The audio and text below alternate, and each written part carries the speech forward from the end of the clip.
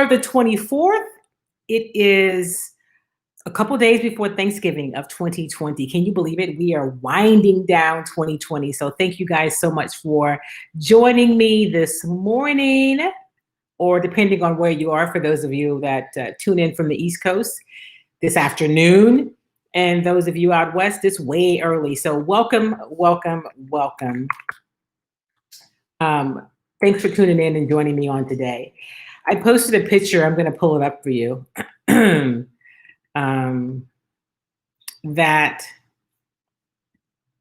really goes back to, it's really cool. It's how I started my day today. And let me see if I can pull it up for you. Okay. I started my day. Let's do this. Maybe I can get it from here. No, it doesn't want to do that. So let me share my screen.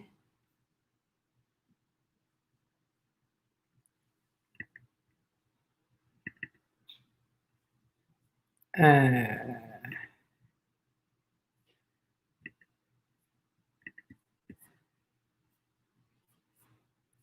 I am not able to, there we go. Let's see if I can pull it up.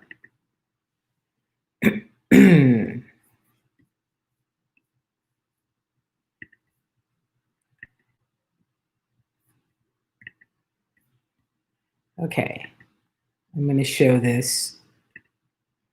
So this is how I started my day today. This is a lake, and I went out and took a yoga class with my friend who is a yoga instructor, Desiree. Actually, I started my day at 6 a.m. with a guided meditation, which is something that I do from time to time, and I'm really working on being more consistent with it. It's a community called Soul Community. And then I went and took this yoga class by the lake. It was beautiful. So I took a picture because I just wanted to share that with you. What a great way to start your day, to do something good for your body, and to spend some time safely with some people outdoors. It was an outdoor space. Obviously, there were only a few people, clearly socially distanced. And so I was excited and so grateful to be able to start my day this way, because I really enjoy, working out, fitness. I really miss yoga. I haven't taken a yoga class since before the pandemic.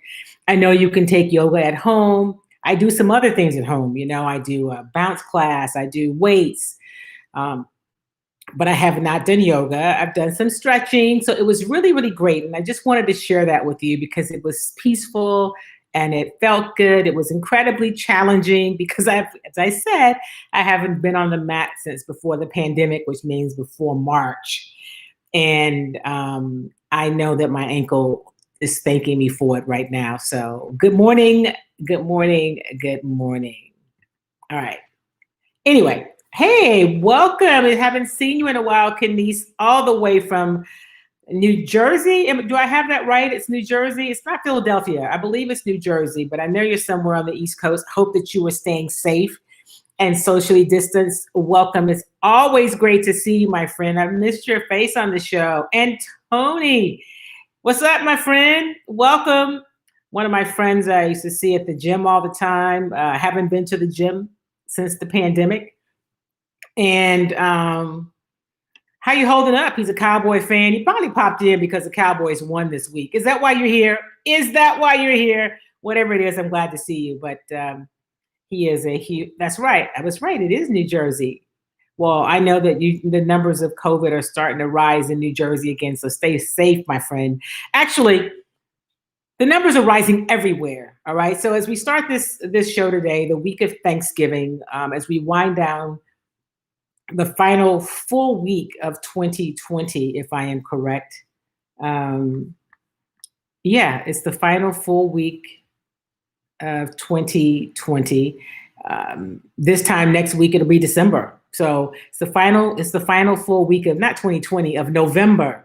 It's the final full week of November. So I'm going to encourage you, as so many of the officials and experts and leaders in the smart cities have, like my mayor, has encouraged people to be really, really safe, practice social distancing. I know we want to spend time with our families, but really, really consider just spending time with the nuclear family, the people who are in the house with you on Thanksgiving, because this COVID thing is no joke. It is continuing to rise. And I think it'd be better to have maybe a socially distanced, really small Thanksgiving, or do something on Zoom with your family and friends, and not to get sick and not to have an ICU Christmas. We are going to get to the other side, but the times, the numbers are just really crazy right now. So I just wanted to start the show with that, encouraging you to make wise choices this holiday season. And I wanted to talk about whatever you guys want to talk about. Of course, I'm sure Tony wants to talk about the Cowboys. We could do that. I will tell you the Houston Texans won on Sunday. They defeated the New England Patriots at NRG Stadium, 27-20. I know this isn't the greatest Patriots team, but when you go into a game at 2-7, a win is a win is a win. And you still had a team with Cam Newton at quarterback and a team that was coached by Bill Belichick. So I was glad to see the guys get a win, the team get a win, to see Romeo Crennel get his first win against his former boss. Good for all of them. I think many of them needed it. There were some great games. I tell you what, Deshaun Watson had a really impressive game on Sunday.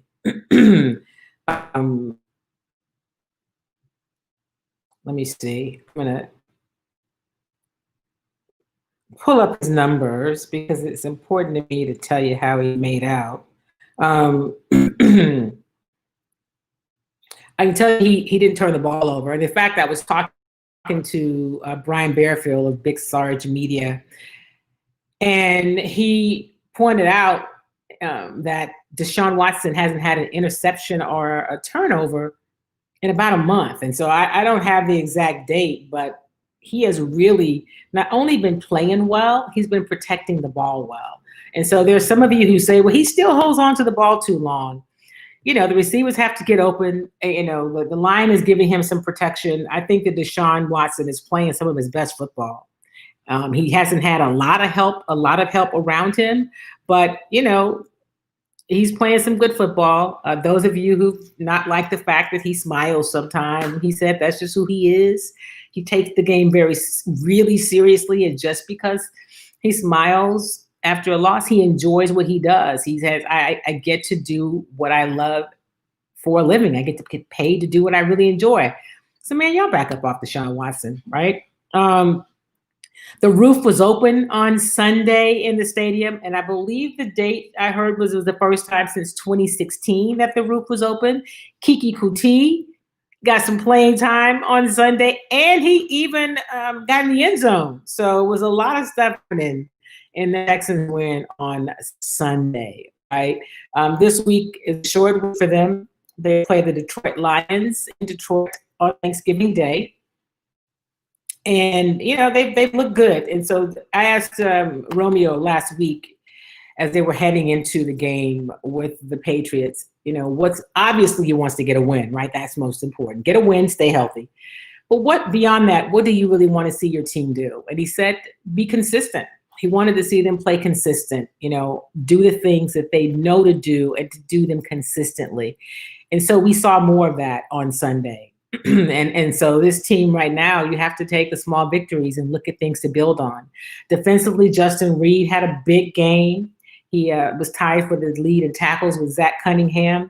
He had 9 tackles, I believe 7 solo, a sack, and 3 tackles for a loss maybe. His numbers were good. This team is being active. They look good around the edge, just for a little bit of football terminology, but it was a good win. Anytime you win a game when you're having the kind of season the Texans are having, or the kind of season the Cowboys are having, when you're struggling, any win is a good win. So it was a good win for the Houston Texans on on Sunday. The Houston Rockets, I have not seen anything yet this morning, but I know that they were in talks, and I very well could have missed it with Biggie Cousins to talk about him being a part of the Houston Rockets organization. And I like Boogie DeMarcus Cousins as a player. You know, you have to like him. Let me see if I make sure.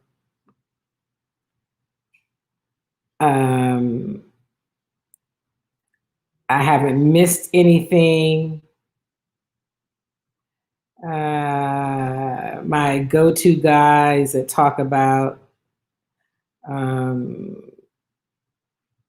whether or not. So here's one of the things, since we're talking about the Rockets. Apparently, it is clear that Russell Westbrook has made it clear that he wants out. So has John Wall. Apparently, John Wall and Russell Westbrook have made it clear to their respective teams that they want out. Someone asked, is the solution as simple as a swap? Not so sure about that. They're both looking for new homes. I don't think a swap is that simple. I guess it is possible.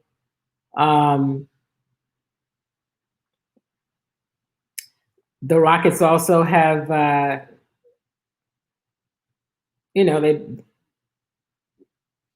Christian Wood is a guy that the Rockets had, gone after. And so the Rockets are trying to move and do what they can to improve the current roster, right? They haven't had any conversation about all these talks about, the Russell Westbrook potentially wanting out, right? He keeps saying hearing it's confirmed. I haven't seen Russell say it any place. I haven't seen the Rockets confirm it anywhere. So, not that I distrust people who are sharing the information, but I just haven't seen it anywhere. That's what I can tell you. So the Rockets,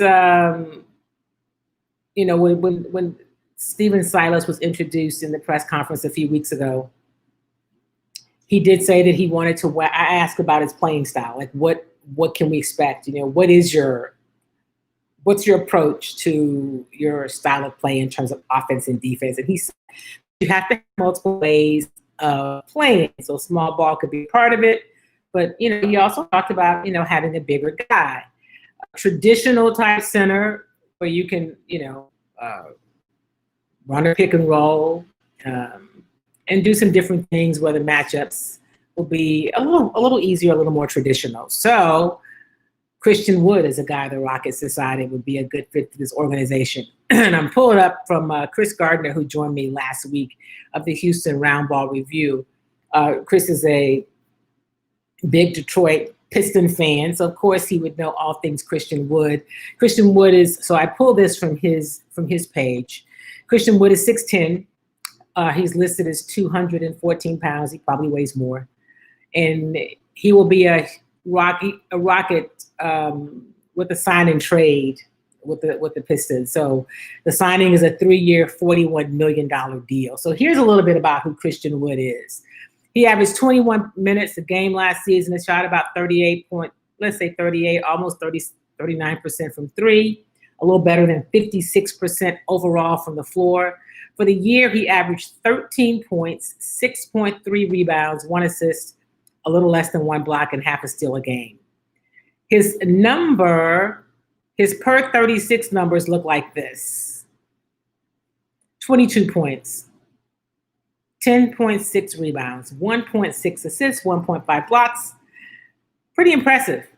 Now let's look at his numbers in the 13 games after Detroit traded big man Andre Drummond to the Cavs. Wood then averaged 22.8 points a game after the trade on 56% shooting, including 40% from three. He scored a career high 32 points in 39 minutes, where he shot 14 of 18 field goals against Philadelphia on March 11th. I would not have this level of detail about Christian Wood if it were not for Chris Gardner's Houston Roundball review and the fact that he was formerly a Detroit Piston, and Chris is all things Detroit Pistons, okay? So he could tell us everything that we need to know or would want to know about Christian Wood. So a lot of information, a lot of possibilities in terms of what will happen. I want to talk about something as we talk about the Rockets for a minute before we go on to something else. So all this conversation about James Harden and the fact that he was offered $50 million and he turned it down.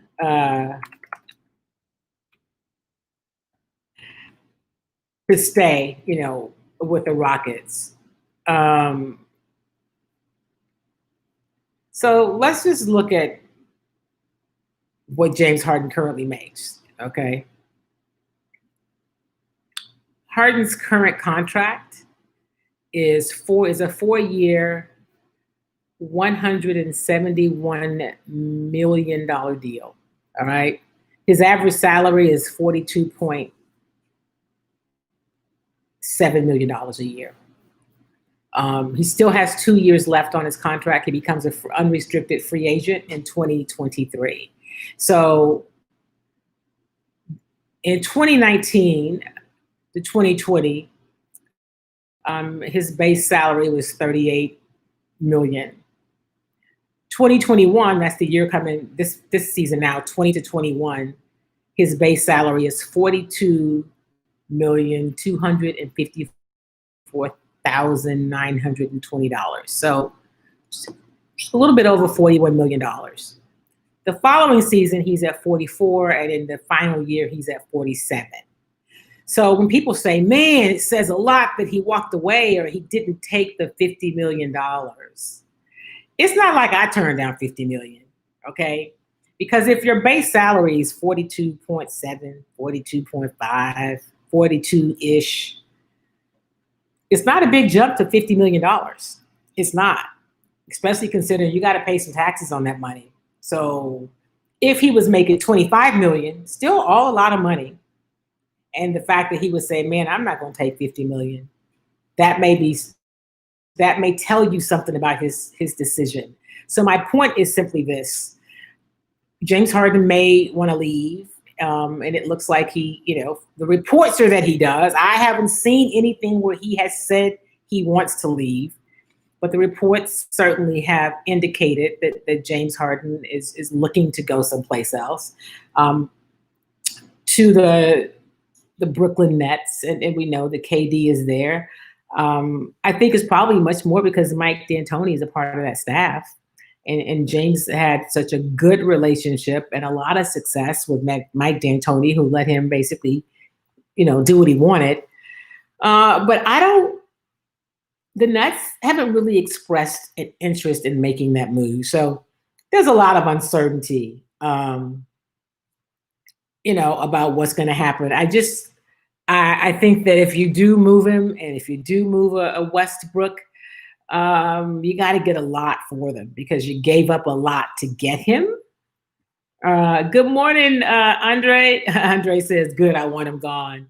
I would like to know what the real deal is behind this sudden desire or this urge to move on, right? I'm just really curious about that. And so when they talk about Tillman Fertitta, I've heard a lot of different reports. I've heard that one is that Westbrook and Harden wanted them to name John Lucas as the head coach, although John Lucas will still be a part of the organization. It's not the same when you're not the head coach. I don't know if that's the case.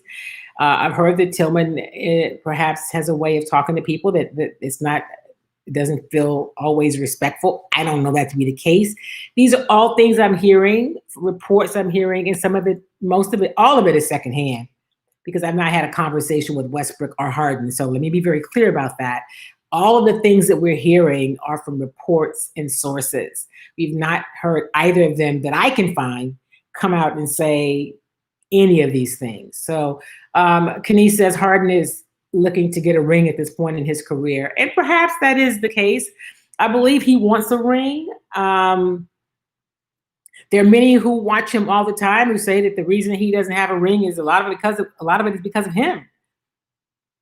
I don't know what that is. I just know that apparently he is not interested. They're not interested in being a part of this organization without Daryl Morey and Mike D'Antoni, because that seemed to be the 1-2 punch that then made both of these guys say we're out, right? Because all of the other reports about Tillman Fertitta, the owner's relationship with soon to be former President Donald Trump, that's not new. Those things aren't new. So I don't really know what the real story is. And at some point, perhaps we will find it. But it does make it a very, it's interesting, right? And they can both want out. I don't see either of them walking away from their contracts. I don't see James sitting out and saying, you know what, I really don't want to be here. So that $42 million, that $41.254 million, y'all can just keep it. I don't see that happening. And on the other side, Russell Westbrook also is still under contract. Let me tell you his numbers. So his contract with the Rockets, when he started the deal in 2018, it was the biggest guaranteed contract in NBA history. It was a 6-season deal that would pay him $233 million through 2022, 2023. Of course, that final year, the 2022-23 season, is a player option, okay? So Russ's contract was 5 years.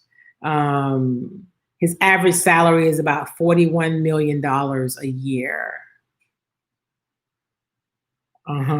So in 2021, he'll earn a base salary of $41,358,814. So that's that.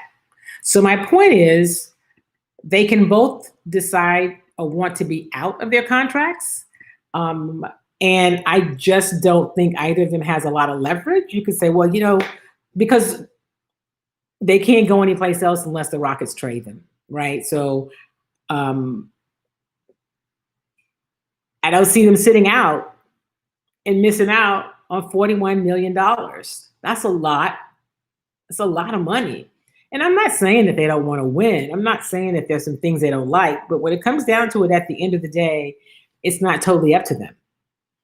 You're under contract, and you're going to have to play for that contract or forfeit that money, unless the Rockets get the kind of deal I guess they think they would make it worth it for them to move on from them. So, Kenise, I don't know. I don't know the answer. I mean, I'm sure they all want a ring, but what is so incredibly different now than was different 6 months ago, 8 months ago? I mean, I don't know. The big difference is that Daryl Morey is gone. He's been replaced by Raphael, who was promoted from within the organization, and that Mike D'Antoni chose to say, I'm out, right? Which I don't blame him one bit. And Tillman Fertitta hired Stephen Silas. That's what's different. Like, that is what is different, right? So it's 2020. Like, everything is crazy. Who knows what the real story is? But we will keep our eyes on that. And as we continue, because the basketball season is about to start, right? We're getting ready to. I keep waiting on a note from the Rockets about maybe a press conference or something as they talk about camp, but the roster is so uncertain. I'm sure they don't want to have any press conferences because we're going to all ask about Russell Westbrook and James Harden. And if you don't have any answers yet, then what's the point, right? So I will definitely keep you posted on that front. And of course, in football, we're more than halfway through the season. This season is winding down, and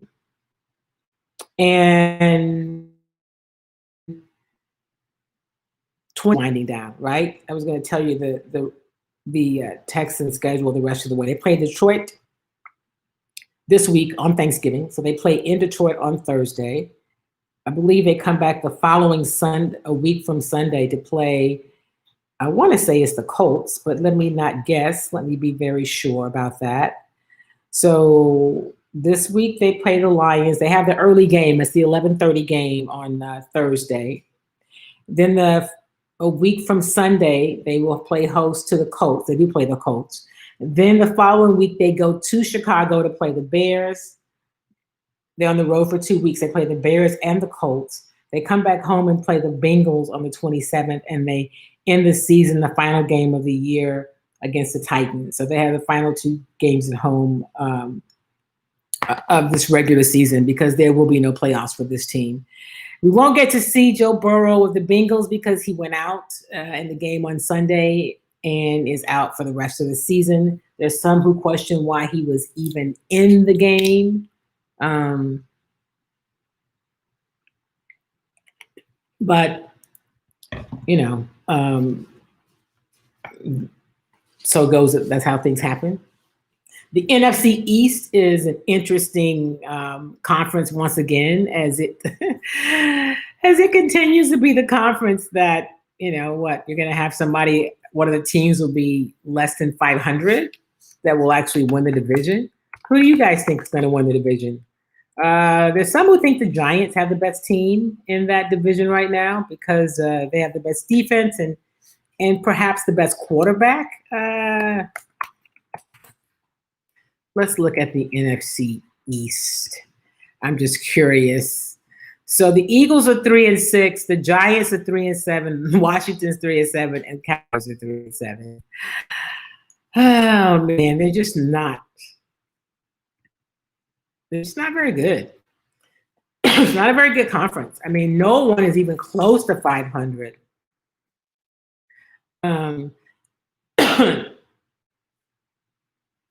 The Eagles might be able to win it, but I mean, I guess at this point, it's kind of like a dumpster. Like I saw somebody write the other day, describe the NFC East as kind of a dumpster fire. You know, like should a team even be able to go to the playoffs as bad as that league is, that division is? But I digress. So I know that there are some NFC East fans because there are a lot of Cowboys fans that tune in. It will be interesting. But here's what I want to talk about. For those of you, Kenise says that the Eagles have a hard schedule coming up. You know what? Let's look at their schedule. Let's look at the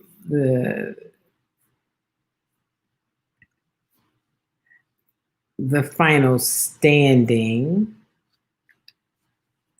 Let's see here. There was a mention about, and I do think the Eagles have a tough schedule. Let's see here. I was looking for it. There we go. Eagles. Philadelphia Eagles. And I'm wondering, will we see a scenario where we're going to see Jalen Hurts get in? Are they going to bench Carson Wentz, who has not played very well? Like he really has not played well at all. He's just pretty much looked awful.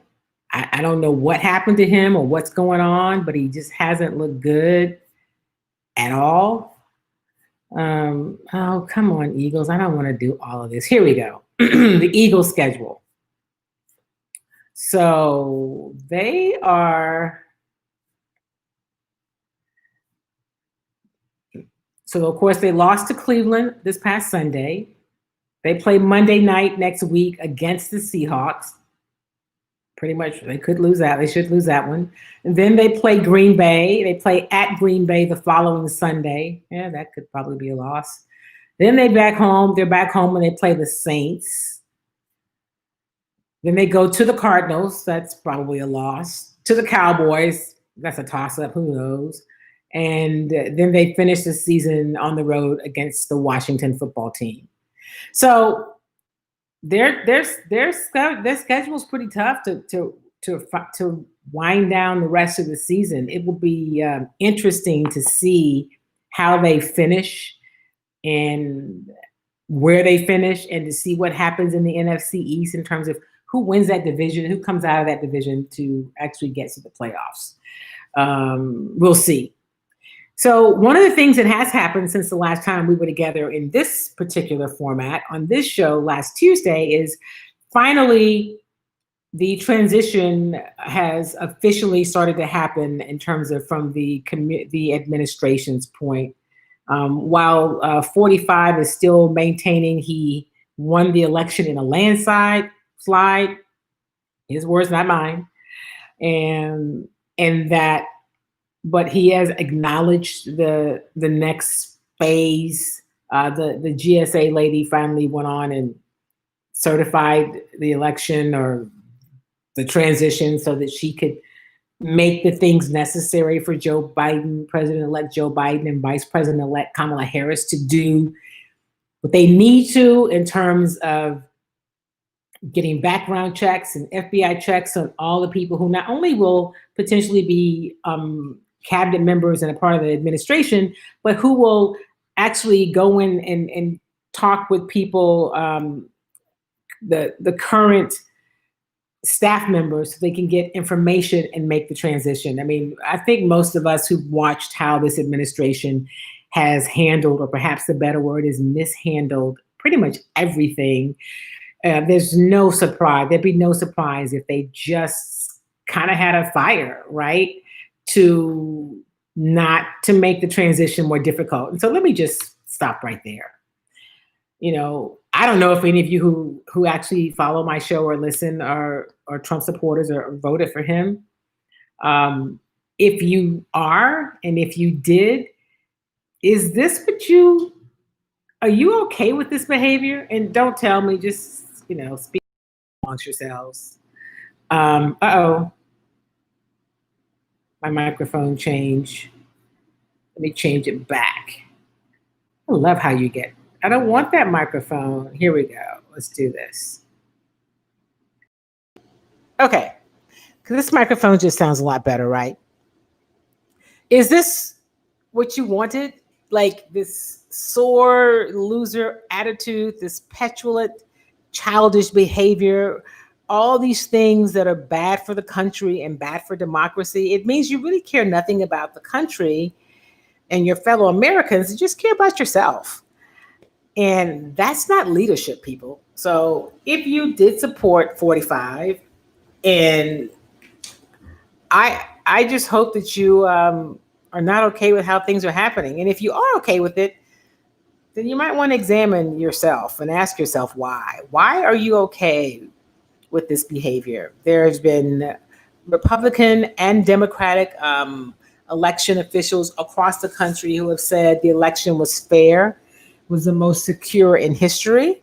And so the current occupant of the White House is firing people in key positions. We have to just all be really vigilant and not anxious, but on high alert, because who knows what he may do on his way out. I think it's worth keeping an eye on him. And here's the conversation. All the people who have who've been complicit, right? Because if you didn't stand up and say, this is bad, this is wrong, you got to do better, you got to do differently, it's over, it's time to move on. If you didn't do that, then you're complicit. Then those people, we have to look at them too with kind of a side eye, like, so you were okay with that madness just for the sake of power? Is that what that is? So I say all this to say, for those of you who live in Georgia, and I do know I have some folk that follow the Chalk Talk from Georgia, make sure you are registered. And if you're listening and you have friends and family in Georgia, make sure they're registered. And here's something that's happening. Apparently, because the governor of that state is full of shenanigans, and we know that voter suppression is real. And although Latasha Brown has done a great job at getting the vote across the country, we know that Stacey Abrams has done an amazing job and of heavy lifting and getting people not just registered, but engaged to vote in Georgia. So one of the things that's happening now is they are purging people from the rolls. In particular, they're purging Black women from the rolls. So you could have voted in the election that was just decided on election day for November of 2020, November the 3rd, and you could not be on the roll. So you need to go online and check, go to the MVP, I think.org, but for Georgia. And if your name and address and everything is there, then you're registered. If you're not, you still have time to register. I think you have until, I think there's like 11 days where you can still register. So here's what's happening. And I was listening to a report yesterday where organizations who are working to make sure that the vote, to try to limit voter suppression as much as possible under the current Voting Rights Act, which of course needs to be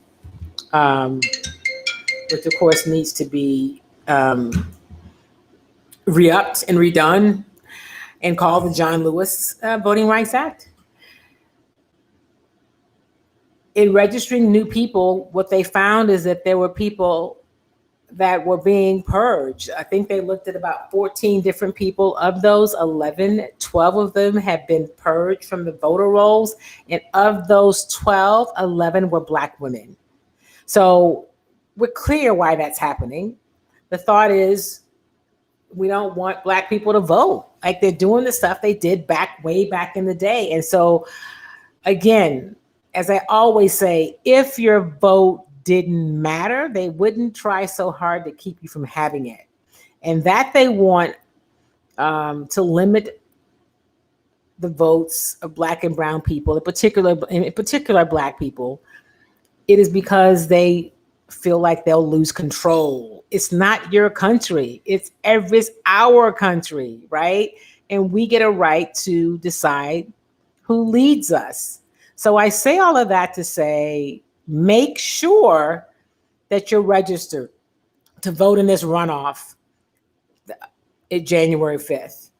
Vote early, ask for your mail-in ballots, do all of those things so you don't have to be in line on January 5th. But make sure that your vote you get to vote and that it counts, because the Democrats need the Senate. On this show, I never say who to vote for, but I am highly encouraging people to vote for the Democratic candidates in Georgia, because that would make it, if they were able to win both of those races, and I think that it's going to be both of them will, whoever wins, whatever party wins one wins the other. I don't think it'll be split. So if you want to see Raphael Warnock and Jordan Ossoff represent the state of Georgia in the Senate and give President-elect Joe Biden and Vice President-elect Kamala Harris some tools and the ability to pass some of this aggressive legislation that's needed to get this country back on track, not back to where it was, but on track after this pandemic has decimated us. Our healthcare system is even more exposed for how inefficient it is and how ill-equipped it is, and how the access makes a huge difference, or the lack of access.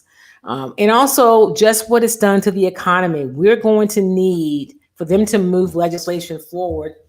As we've seen, it has to be able to get through the Senate.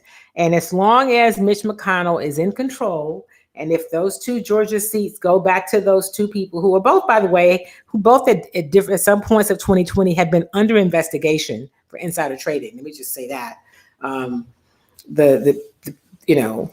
Then he will maintain his control as leader, Senate Majority Leader, and we know that he will continue to pack the courts with people that don't reflect the views of most of Americans.